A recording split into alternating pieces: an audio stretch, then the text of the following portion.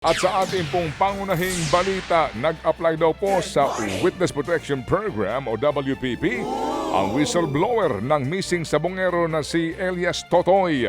Ayon po kay PNP Chief General Nicolas Torre III, mula pa noong happy siya ng CIDG ay nakikipag-usap na sa kanila at nagbibigay daw ng impormasyon si Elias Totoy. Mula noon ay tinatrabaho na raw nila ang kaso ng mga nawawalang sabongero. Bukod sa mga pulis, idinawit na rin po nitong si Elias Totoy ang ilang opisyal ng Judiciary at ng National Bureau of Investigation o NBI na umano'y sangkot sa pagkawala ng mga sabongero. Sa bigat po ng mga revelasyon nitong si Totoy, hinihintay na po daw ngayon kung siya papasa sa Witness Protection Program. Bagay na pinag-aralan daw naman ng state prosecutors lalo pat sa kabila ng mga naisiwalat niya ay wala pa siyang isinusumiting mga affidavit sa DOJ. Kakausapin din daw po ng DOJ ang mga pulis na iniugnay sa pagkawala ng mga sabongero. Hawak na ng Philippine National Police ang 15 pulis na idinadawit sa pagkawala ng mga sabongero.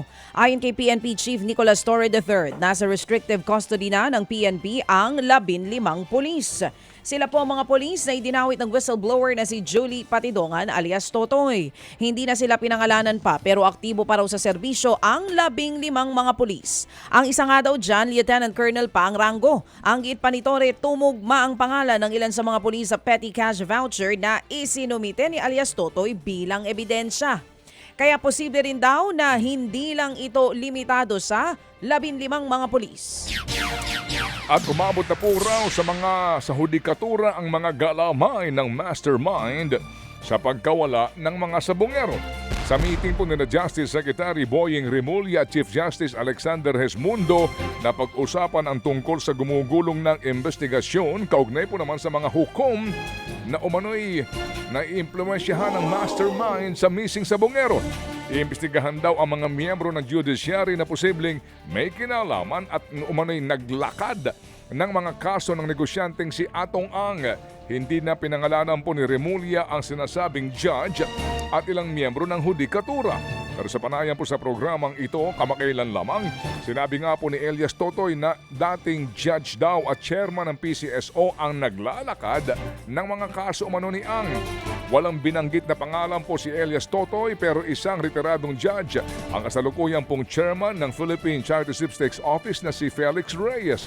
Sa isang mensahe po naman sa News 5, nauna pong itinanggi ni Reyes na siya may kinalaman sa mga kaso ni Atong Ang. Hindi raw niya kailanman tinutulungan si Atong Ang sa anumang kaso nito. Pareho pong nag-a-apply para maging ombudsman si Reyes at si Remulla. Samantala sa kaugnay na balita, handa naman ang NBI na tumulong sa pagtukoy sa mga marerecover na bangkay ng missing sabongero.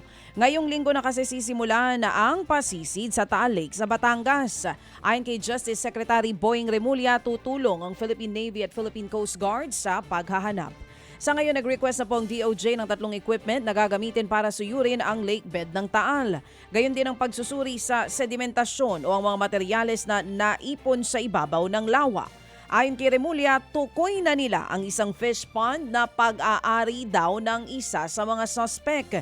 Doon daw sisimula ng mga otoridad ang paghahanap. Una nang sinabi ng Department of Science and Technology o DOST na posible pa ring ma-recover ang mga buto ng mga sabongero na nawala mula pa noong 2021 hanggang taong 2022. Sa ibang mga balita po naman, suportado raw ng tinatawag na supermajority sa Senado ang liderato ni Chis Escudero. Kaya malabong siya ay mapalitan.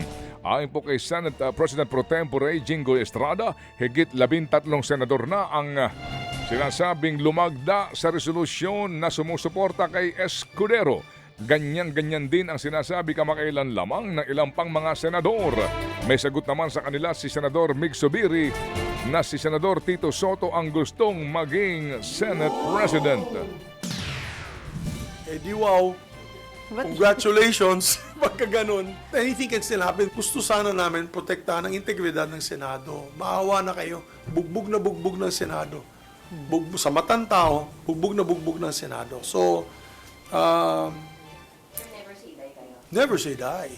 Yan po ang tinig ni Senador Miguel Zubiri.